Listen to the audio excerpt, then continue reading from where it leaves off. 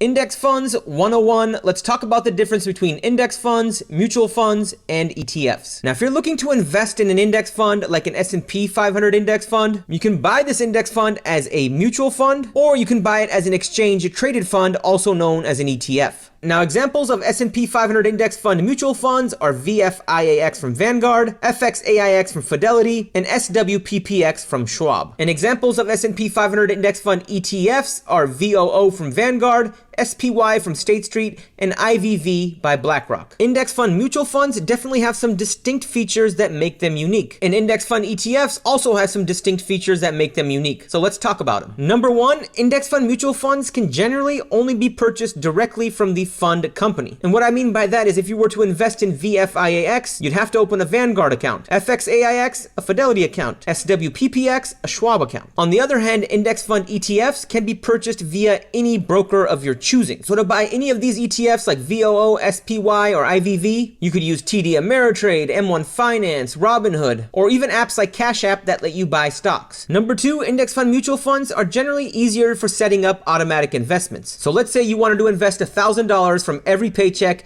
into VFIAX. Well, mutual funds will generally make setting up these automatic investments much easier. And in my opinion, this creates discipline, and it's great for dollar cost averaging into an index fund. On the other hand, with ETFs, not all brokers offer automatic investing. So in the same scenario, if you wanted to invest $1,000 out of every paycheck into an S&P 500 index fund, you'd probably have to manually do it every pay period. And the third distinct feature of an index fund mutual fund is that your shares in that mutual fund are bought and sold at the end of the day. But with ETFs, they can be bought and sold intraday. So if the S&P is down 2% at 10 a.m., I can place a buy order right then and there, and my order will be filled immediately. But at the end of the day, both are great options. They both offer low fees and expenses, and whether you invest in the mutual fund or the ETF, they both have the same performance, assuming they're tracking the same index and using the same strategy. At the end of the day, it really comes down to investor suitability and investor preference. If you want one-on-one financial coaching to learn more about index funds, please click the Stan Store link in my bio.